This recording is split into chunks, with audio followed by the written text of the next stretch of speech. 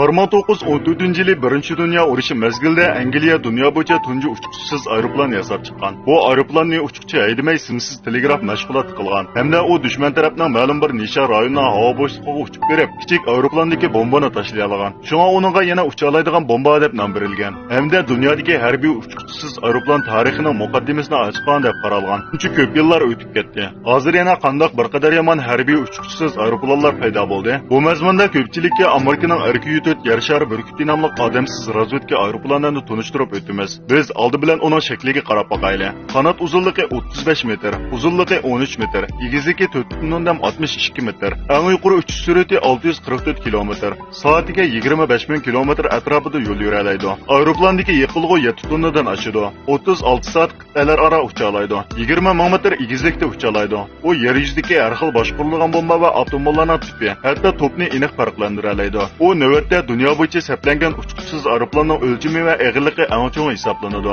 Albatta, razvedka vazifasini asoslab ustiga olgan uchquchisiz aeroplanga saplangan ilg'or fan texnikalarmi xili ko'p bo'lib, ular birikma operatorlik radarning yuqori energiyadagi til kamerasi va infraqizil qizilnurlik tekshirish apparati, shundaqla mudofaa xarakterlik elektronlik qarshilashish jabduqlari va raqamli xabarlashish uskunalarini o'z ichiga oladi. Aeroplan beshidagi radar qapqigi ichiga diametri 1.2 metr keladigan antenna o'rnatilgan. Birikma operatorlik radar bulut, yomg'ir qatorliq to'silg'ulardan o'tib harakatdagi nishonda davomli ching turadi. Bir qatimliq uchishni tahqiqlash doirasi 7.500.000 kvadrat kilometrdan oshadi. Bu ko'lamni Avstraliyaning butkul tuprog'iga barobar keladigan razvedka qilish iqtidoridan ko'rib olgan bo'ladi. Mishqa Avstraliyani tilga olasiz deng. Sababini bilasiz. Uchquchisiz aeroplanning harakatlantirgich kuch sistemasi qandoq? Uning harakatlantirgich kuchi Angliya Rolls-Royce shirkati ta'minlagan A130H tipli turbina chaqpalaklik motordan kelgan. Ba'zi to'rdoshlar bu shirkatni anglab boqmagan bo'lishi mumkin. Amaliyotda u yuqori darajalik danglik avtomobil Rolls-Royce bilan bir shirkat bo'lib, necha qatim ayrilish qo'shilish orqali Royce shirkati hozir maxsus turbinalik motor yasash kasbi bilan shug'ullanadigan Angliya shirkatiga aylandi. Rolls-Royce avtomobil kasbini Bauma shirkatiga o'tinib bergan. Bu motor 3.31 kilometr ittirish kuchiga 900 kilogramm uskuna sig'adi.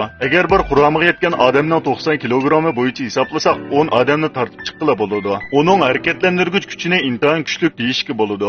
Endi boshqa jihatlardagi sistemalarni huddiga olg'uchi savdogarlarga Tropgroman shirkati mas'ul bo'ladi.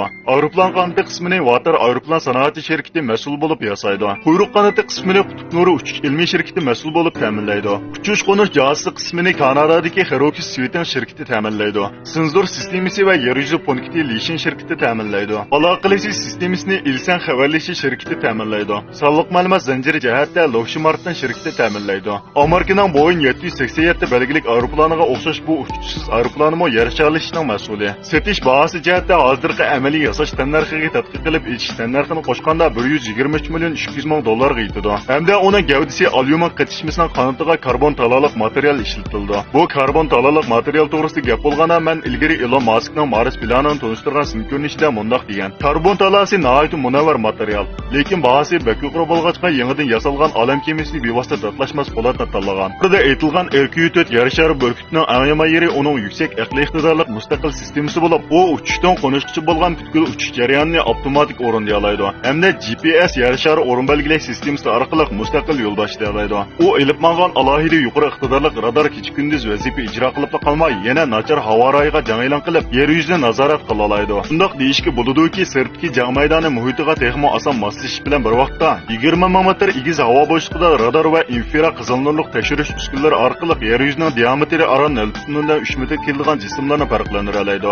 Biz odatda ishlatadigan qarindoshning uzunligi taxminan 18 cm.